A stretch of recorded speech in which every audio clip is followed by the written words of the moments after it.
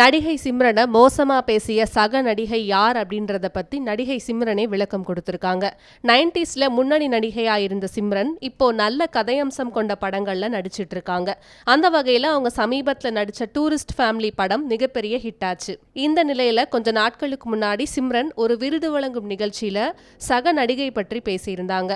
அந்த நடிகை கிட்ட ஏன் இப்படி ஒரு கதாபாத்திரத்துல நடிச்சிங்க அப்படின்னு சிம்ரன் கேட்டதாகவும், அதற்கு அந்த நடிகை உங்கள மாதிரி ஆன்டி கதாபாத்திரத்தில் நடிக்கிறதுக்கு இதுவே மேல் அப்படின்னு சொன்னதாகவும், அந்த மாதிரி ஒரு புரிதல் இல்லாத பதில அந்த நடிகை கிட்ட எதிர்பார்க்கல அப்படின்னு சிம்ரன் சொல்லியிருந்தாங்க. அதோட டப்பா கதாபாத்திரத்துல நடிக்கிறதுக்கு ஆன்டி கதாபாத்திரத்துல நடிக்கிறதே ஓகே தான் அப்படின்னு சிம்ரன் சொல்லியிருந்தாங்க. இந்த நிலையில சிம்ரன் கிட்ட வம்பிழுத்த அந்த நடிகை யார் அப்படின்றத பத்தி நெட்டிசன்கள் பலரும் கேள்வி எழுப்பி வந்தாங்க. இப்போ சமீபத்துல நடந்த ஒரு பிரஸ் மீட்ல சிம்ரன் அதற்கு விளக்கம் அளிச்சிருக்காங்க.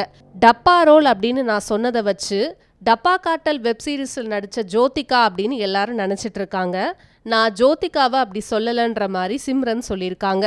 மேலும் நான் யாரை என் மனசில் வச்சு அந்த விஷயத்தை ஷேர் பண்ணேனோ அந்த விஷயம் அந்த நடிகைக்கு புரிஞ்சிருச்சு. அவங்க எனக்கு மெசேஜ் பண்ணி சாரி கேட்டுட்டாங்க. அதோட என்னை காயப்படுத்துறதுக்காக அப்படி சொல்லலைன்னு அவங்க விளக்கம் கொடுத்துருக்கதா சிம்ரன் சொல்லியிருக்காங்க. இதன் மூலமாக இந்த சர்ச்சைக்கு முற்றுப்புள்ளி வைக்கப்பட்டிருக்கு.